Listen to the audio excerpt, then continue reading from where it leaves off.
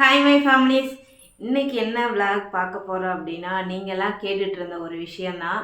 நான் ஏற்கனவே இதை பற்றி நம்ம வீடியோஸ் போட்டிருக்கோம். இருந்தாலும் இப்போ வந்துட்டு என்கிட்ட நிறைய பேர் வாட்ஸ்அப்லேயும் சரி, லைவ்லேயும் சரி, கமெண்ட்லேயும் சரி கேட்குற ஒரு விஷயம்.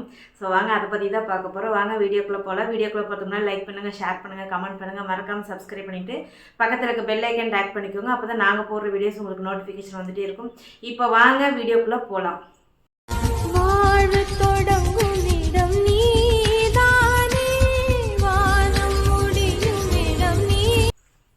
இப்போ பார்த்தீங்கன்னா நான் போட்டிருக்க டாப் வந்து நம்ம பொட்டிக்கில் சேல் பண்ணுறது தான்.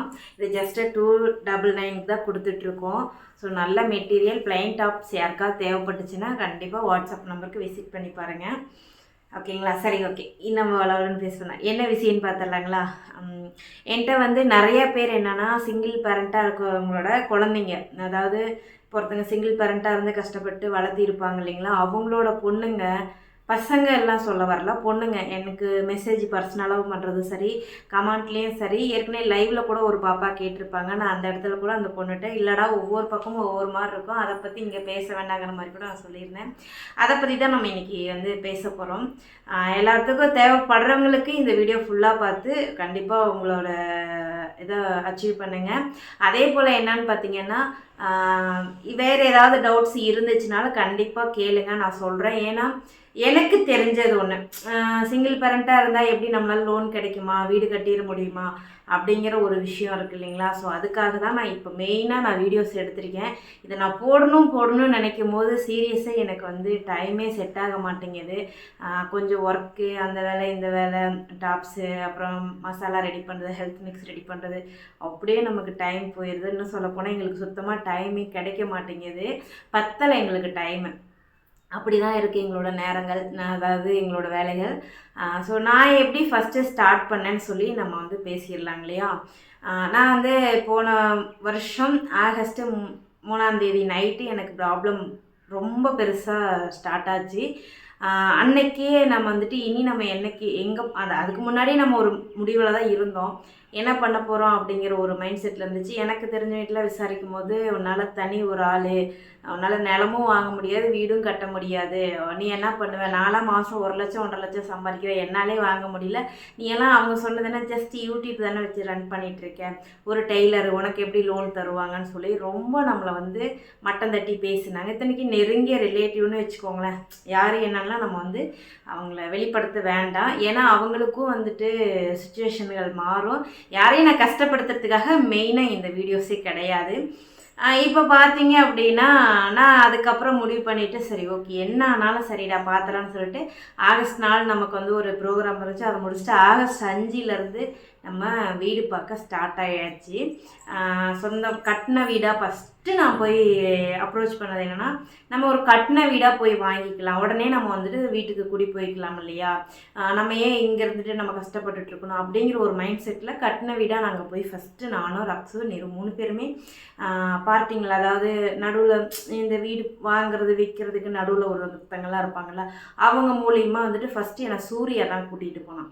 ஆமாம், இந்த இடத்துல ஒரு வீடு இருக்குது பார்க்கலாமாங்கம்மா, ஆனால் உள்ளார போகணும், பஸ்ஸுக்கெல்லாம் வந்து நீங்கள் அருள்புரம் தான் வரணும், ஓகேவாம்மாண்ணா, சரி போகலாம் வாத்தங்க, ஃபஸ்ட்டு நம்ம போய் பார்க்கலாம் அப்படின்னு சொல்லிட்டு ஆகஸ்ட் 5 நைட்டு நான் கேரளா கிளம்புறது. அது அந்த கிளம்புறது போது தான் நம்ம வந்துட்டு ஃபஸ்ட்டு நான் வீடு பார்க்க, சொந்தமாக வீடு வாங்கணுங்கிற ஒரு முடிவு எடுத்து ஃபஸ்ட்டு நான் வீடு பார்க்க வந்தேன். அது 2 பெட்ரூமு, ஹாலு, கிச்சனு. அது வந்து என்னென்னா 37 லட்சம் சொன்னாங்க. 37 லட்சம்லாம் நம்மளால் வந்து சமாளிக்க முடியாது, நிலத்தோடு கட்டி அப்படின்னு சொல்லி சொன்னாங்க. சரி யோசித்து பார்த்துக்கலான்னு சொல்லிட்டு அன்றைக்கி நைட்டு அப்படியே கிளம்பி கேரளா போயிட்டு, அப்போ நமக்கு அங்கே ஒரு வேலை போயிட்டு வந்தாச்சு. வந்த பின்னாடி நம்ம வேறு ஏதாவது செய்யணும் அப்படிங்கிற நோக்கத்தில் ஃபஸ்ட்டு கட்டின வீடாக பார்த்தோம். அப்புறம் ஓட்டு வீடு இருந்துச்சுங்களா, ஓட்டு வீடும் பார்த்தோம். அது 17.5 லட்சம் சொன்னாங்க. 1.5 சென்டில் கட்டி 17.5 லட்சம் சொன்னாங்க, போர் வசதி இல்லாமல் இதுக்கு மட்டும். சரி ஓகே என்ன பண்ணலாம் அப்படின்னு சொல்லிட்டு, அது போக இன்னொரு பக்கமும் வந்து புது பஸ் ஸ்டாண்ட் லைனில் வந்து 12 லட்சத்துக்கு 2 பெட்ரூமு, ஒரு ஹாலு, கிச்சனு, கட்டின வீடு, போர் வசதியோடு இருக்குது. ஒரு எப்படி சொல்கிறது, 2 சென்டா 2 சென்ட்டுக்கு ஏதோ சம்திங் கம்மி என்னன்னு தெரில, அது சொல்லியிருந்தாங்க. அது போக நான் இருந்துட்டு அவ்வளோ தூரமா அப்படிங்கிற மாதிரி யோசிச்சு சரி ஓகே போகலாம். எனக்கு என்னென்னா திருப்பூர் வந்து நம்ம இந்த சரௌண்டிங்லேயே இருந்துட்டோமா, பழைய பஸ் ஸ்டாண்டு, பல்லடம் இந்த சரௌண்டிங்லேயே இருந்துட்டனால புது பஸ் ஸ்டாண்ட் சைடுங்கும் போது கொஞ்சம் யோசிக்க வேண்டிய ஒரு விஷயமா இருந்துச்சு. ரக்ஸு வந்து அப்போது காலேஜ் வந்து கோயம்புத்தூரில் ஜாயின் பண்ணியிருந்தாங்க. நிரு வந்து இங்கே ஜெயோபை ஸ்கூலில் படிச்சுட்டு இருந்தாங்க. சரி என்ன பண்ணலாம் அப்படிங்கும்போது சரி அதுவும் ஒரு பக்கம் ஆப்ஷனலாக வச்சுக்கிட்டு நாமக்கல் ஒரு வேலை எனக்கு இருந்துச்சு. அங்கே போயிட்டு வரும்போது அந்த அக்கா ஒரு ஐடியா சொன்னாங்க, ஏன் பிள்ளை நீ கட்டின வீடாக வாங்குறதுக்கு பதிலாக நீ நிலமாக வாங்கி கட்டிக்கலாமே அப்படின்னு சொல்லி சொன்னாங்க. அந்த ஐடியாவும் நல்லாதாக்கா இருக்குது அப்படின்னு சொல்லிட்டு நாமக்கல் போயிட்டு வந்து தீவிரமாக அலைஞ்சி ஆகஸ்ட் 15 அன்னைக்கு ஒரு ரிஜிஸ்ட்ரேஷன் வர மாதிரி நாங்கள் ஒரு நிலம் பார்த்தோம். 2.25 சென்ட் அதில் நல்லா இருந்துச்சு. அதில் நாங்கள் போய் பார்த்தோம். பட் அது என்னை சுற்றி இருக்கிறவங்க என்னென்னா நீ ஒரு டைம் பூ போட்டு கேளு, சாமி கேளு அப்படின்னு சொல்லி சொன்னாங்க. சரின்னு சொல்லிட்டு நானும் சாமி கேட்கலன்னா அப்புறம் அக்கா இருந்துட்டு கேரளாவில் ஒருத்தவங்க வந்து சொல்லுவாங்க அங்கே வந்து பாருனாங்க. அங்கே போய் பார்த்ததுக்கு அந்த நிலம் உங்களுக்கு வேண்டாம், அப்படி இருந்துச்சுன்னா அதில் வந்து உயிர் சேதம் வரும், அது சுடுகாடு மாதிரி கட்டுது, அந்த நிலம் வேணால் நீங்கள் வேறு வீடு பாருங்கள். நாங்கள் அடுத்து இங்கேயே பக்கத்துலேயே ஒருத்தங்க கட்டின வீடு சொன்னாங்க, 22 லட்சம் சொன்னாங்க. அது எனக்கு வீடு பிடிச்சிருந்துச்சி. ஆனால் அவங்க கொஞ்சம் கூட இறங்கி வரலை. எல்லாமே நான் தான் அரேஞ்ச் பண்ணுற மாதிரியே இருந்துச்சு. கரண்டில் இருக்கிறது வந்து எல்லாமே கொஞ்சம் கூட இறங்கி வரல. அப்போ அந்த செலவே நம்ம வெளி செலவே 2-3 லட்சம் வந்துடுமே, 22 லட்சம், அது அப்போ 25 லட்சம் வந்துடும், அப்போ வட்டி இருக்கே அப்படின்னு சொல்லிட்டு யோசிச்சுட்டு இருக்கும்போது அப்போது டக்குன்னு எனக்கு என்னென்னா எனக்கு ஒரு 2 செண்டு இருந்து அதில் ஒரு ரூம்பு போட்டு அட்டை போட்டுவிட்டா கூட எனக்கு போதும், 4 பக்கம் செவுறு எழுப்பி போதும் அப்படிங்கிற மாதிரி. அப்போ தான் நம்ம வந்து முஜிபை அண்ணாவை ஃபஸ்ட்டு நாங்கள் வந்து மீட் பண்ணுறோம். அப்போ பார்க்கும்போது அவர் என்ன சொன்னார்னா 1.5 சென்டில் போதுமாம்மா. ஃபஸ்ட்டு அந்த 2 சென்ட் அவர் தான் சொன்னார் செந்தில் நகரில். அப்புறம் 1.5 சென்ட் போதுமாம்மா, வாமா என் தங்கச்சி தான் இருக்குது பார்க்கலான்னு சொன்னார். அப்போ தான் நம்ம இந்த நிலத்தை வந்து பார்க்க வந்து எனக்கு வாழ் மாதிரி இருக்க எனக்கு ஒன்றும் ஃபஸ்ட்டு மைண்டில் ஏற்றுக்கல. அவர் இதில் கட்டிக்கலாமா, நல்லா கட்டிக்கலாம், நல்லா பண்ணிக்கலாம் அப்படின்னு சொல்லி சொன்னார். சரி ஓகேண்ணா அப்படின்னா நம்ம லோன் தான் போடுற மாதிரி இருக்கும் அப்படின்னா ஓகேப்பா நீ நிலத்துக்கான அமௌண்ட்டை போட்டு நம்ம கிரைம் பண்ணிடலாம். ஆனால் லோன் எடுக்கும்போது என்னென்னா நிலமும் வீடும் சேர்ந்து லோன் போடுற மாதிரி போட்டுக்கலாம் அப்படின்னு சொல்லி சொன்னார். ஃபஸ்ட்டு நாங்கள் வந்து எல்லாம் மூவ் பண்ணி பார்க்கும்போது நாங்கள் இந்த எப்படி சொல்கிறது, இப்போ நான் வந்து ஒரு 10 லட்ச ரூபா லோன் இது பண்ணுறேன்னா அது ஒரு 20 வருஷம் வட்டியோடு நம்ம பார்க்கும்போது நமக்கு எங்கேயோ வந்து நின்றோம். அதனால் நான் அதையும் பார்த்துட்டு எல்லாம் ஓகே ஆகிட்டு நிலமும் ரிஜிஸ்ட்ரேஷன் பண்ணியாச்சு.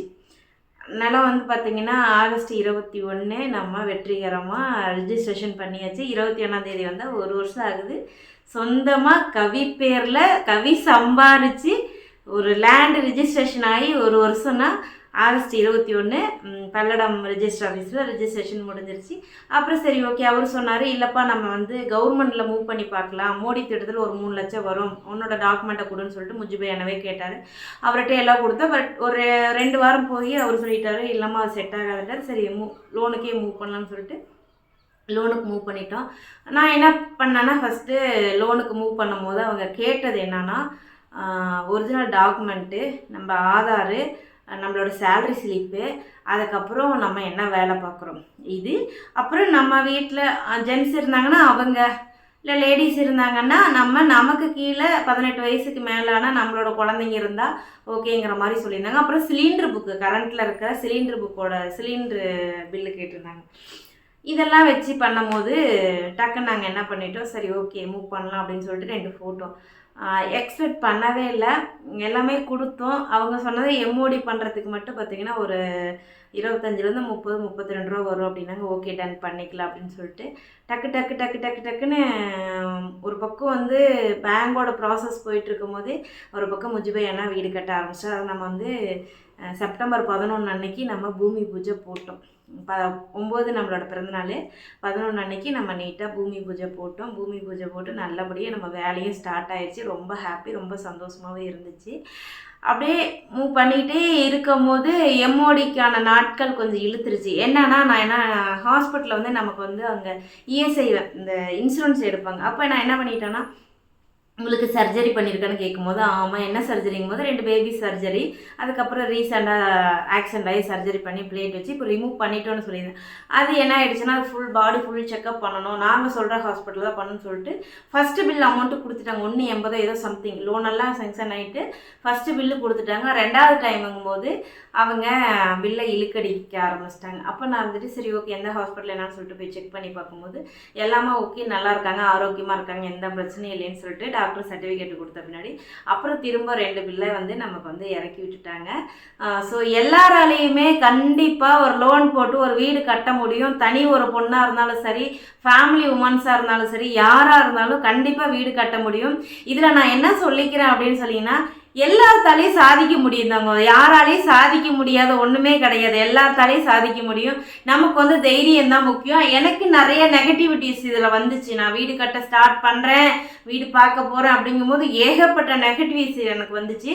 பிரபாக்கா சொன்னிச்சு, இல்லைவில உனக்கு சொந்த வீடு தான் செட் ஆகும், நீ சொந்த வீடு நீ பாரு பண்ணு, எதுவாக இருந்தாலும் பேசிக்கலான்னு சொல்லிட்டு ஒரு கான்ஃபிடென்ட் ஃபஸ்ட்டு எனக்கு கொடுத்து யாருன்னா பிரபாக்கா. சீரியஸாக பசங்கள் அடுத்தது எனக்கு ஃபஸ்ட்டு யார் எனக்கு ஒரு கான்ஃபிடென்ட் கொடுத்ததுன்னா பிரபாக்கா தான். அது அந்த அக்காவுக்கு தான் ஃபஸ்ட்டு ஒரு சல்யூட். எனக்குள்ள ஒரு பயம் இருந்து அது மடியில் தான் நான் படுத்துட்டு அழுறேன். எனக்குன்னு ஒரு ஆம்பளை துணை அன்றைக்கி நான் ஃபீல் பண்ணினேன். எனக்குன்னு ஒரு ஆம்பளை துணை இருந்துருந்துச்சுன்னா இன்றைக்கி எனக்கு இந்த மாதிரி ஒரு ஓனர் வந்து வீட்டுக்குள்ளே புகுந்து இந்த மாதிரி மேலே கை வைக்க மாட்டேன், இப்படியெல்லாம் என்னை டார்ச்சர் பண்ண மாட்டேன்னு சொல்லிட்டு நான் பிரபாக்காட்ட மடியில் படுத்துக்கிட்டு அழுறேன். அழுதுகிட்டு அது என் தலை கோதுது. அது எனக்கு தெரியுது பிள்ளை, உன்னோட வலிகள் வேதனைகள் எல்லாமே எனக்கு புரியுது. ஆனாலும் என்ன பண்ணுறது, உன்னால் முடியும், நீ சொந்த வீடு கட்டுற வாங்குற அடுத்தாப்புல அடுத்த 18 நம்ம சொந்த வீட்டில் தான் கொண்டாடுறோம் அப்படின்னு சொன்னிச்சு. அதோட வாய் முகூர்த்தமா என்னமோ தெரில, ஒரு பாசிட்டிவ் எனர்ஜி எனக்குள்ளே வந்துச்சு. அந்த பாசிட்டிவ் எனர்ஜி வச்சு நம்ம சொந்தமாக நிலம் வாங்கி நம்ம வீடு கட்டி இன்றைக்கி நம்ம சொந்த வீட்டில் இருக்கோம். ஆகஸ்ட் 21 வந்துச்சுன்னா நம்ம பேரில் ரிஜிஸ்டர் ஆகி கவிஸ் வேர்ல்டு, நம்ம பேரே அப்படி தான் வச்சுருக்கேன். ஏன்னா எனக்காக சப்போர்ட் பண்ண நிறைய நல்லவள்ளங்கள் வந்து நம்ம ஃபேமிலியில் இருக்காங்க. அதனால் கவிதா அப்படிங்கிற பேர் வேண்டாம், கவிஸ் வேர்ல்டுனே வச்சிடலாம், நம்மளோட அடையாளம் அதுதானே அப்படிங்கிற ஒரு எண்ணத்தில் தான் நம்மளோட அடையாளத்துக்காக நம்ம கவிஸ் வேர்ல்டுன்னு சொல்லி நம்மளோட வீட்டுக்கும் நேம் வச்சுருக்கோம். ரொம்ப ஹாப்பி, ரொம்ப சந்தோஷம். சீரியஸாக சொல்கிறேன், நான் எதிர்பார்க்காத ஒன்று. திடீர்னு எப்படி சொல்லுவாங்க, நம்ம தூங்கிட்டு இருக்கும்போது ஒரு கனவு வந்துச்சுன்னா அந்த கனவு ரியலாக நடக்குமோ நடக்காத, பட் ஆனால் அந்த கனவுல நம்ம சந்தோஷமாக இருப்போம் பார்த்தீங்களா, அந்த மாதிரி இனப்பிரியாத ஒரு சந்தோஷம் எனக்கு. சீரியஸாக சொல்கிறேன். ஆனால் இன்னைக்கு கடன் கட்டுறதுக்காக நம்ம ஓடுறோங்கிறது அது ஓகே, அது வந்து ஓடித்தான் ஆகணும். அப்போ தான் நமக்கு வந்து நம்மளோட கமிட்மெண்ட்ஸ் எல்லாத்தையுமே வந்து ஃபில்ஃபில் பண்ணி நம்ம ஒரு இடத்துக்கு நம்ம தான் அப்படின்னு சொல்லி நம்ம நிரூபிக்க முடியும். எத்தனை பேர் நம்மளை வந்து நல்ல விதமாக பேசுனவங்களும் இருப்பாங்க, கெட்ட விதமாக பேசுனவங்களும் இருப்பாங்க. ஸோ அதெல்லாம் இக்னோர் பண்ணிடலாம். இன்னும் சொல்லப்போனால் என்னோட சொந்த நெருங்கினவங்களே பார்த்தீங்கன்னா, வீடு கரகபிரேசம் பத்திரிக்கை கொடுத்துட்டு நீ என் வீட்டுக்கு வராத, ஏன்னா நீ வந்து யூடியூப் சேனல் வச்சுருக்க, நீ வந்து புருஷன் இல்லாமல் இருக்க, அதனால் வராதுன்னு சொல்லிட்டு என் வீடு தேடி என்கிட்ட சொல்லிட்டு போனாங்க. பட் ஆனாலுமே நான் வீடு கட்டினோடனே அவங்கள கூப்பிடும் போது அவங்களுக்குள்ள அவ்வளோ ஒரு சந்தோஷம், இது நல்லா இருக்குது அது நல்லா இருக்குது அப்படி இப்படி அப்படின்னு சொல்லும் போது ரொம்ப ஹாப்பியாக இருந்துச்சு. அப்போ நம்ம ஜெயிச்சிட்டமாரா அப்படிங்கிறது சொல்கிற மாதிரி நாங்கள் ஜேஷ்டங்கவிதா அப்படிங்கிற மாதிரி ஒரு மாதிரி ஹாப்பியாக சந்தோஷமாக இருக்குது. இது இந்த வெற்றி என்னோட மட்டும் கிடையாதுங்க, எனக்கு சப்போர்ட் பண்ண நீங்கள், என் குழந்தைங்க 2 பேரும். அதனால் வந்து அதை மறக்கவே முடியாது. நான் வாழ்கிறதே அவங்களுக்காக தான். ஆனால் அவங்க அம்மா தாண்டா எல்லாமே, அப்புறம் தாண்டா வேறு எதுவும் அப்படிங்கிற மாதிரி ரக்ஸு நிரு 2 பேருமே ரொம்ப ரொம்ப ரொம்ப ரொம்ப எனக்கு கடவுள் கொடுத்த மிகப்பெரிய பொக்கிஷம். கடவுள் வந்து என் வாழ்க்கையை எடுத்துட்டாரு, என் அம்மாவை எடுத்துட்டாரு, என் அப்பாவை வாங்கிட்டாரு, எல்லாத்தையும் என்கிட்ட இருந்து பிடுங்கிட்டாரு. எதுவுமே இல்லாமல் எல்லாத்தையும் பிடுங்கிட்டு ஜீரோவில் விடும் போது வேண்டா வெறுப்புக்கு நான் பிள்ளைய பெற்றேன். அந்த பிள்ளைங்க தான் இன்றைக்கி என் கூட வந்து ட்ராவல் பண்ணுறாங்க. நான் அழுதானா என் கண்ணீரை துடைக்கிறாங்க, என்கிட்ட சந்தோஷமாக பேசுகிறாங்க. முகம் வாடி இருந்துச்சுன்னா அம்மா ஏன் முகம் வாடி இருக்கு, ஏன் இப்படி இருக்கீங்க, ஹாப்பியாக இருங்க, சந்தோஷமாக இருங்க, எல்லாம் கடந்து போகும், உனக்கு என்னம்மா பிரச்சனை.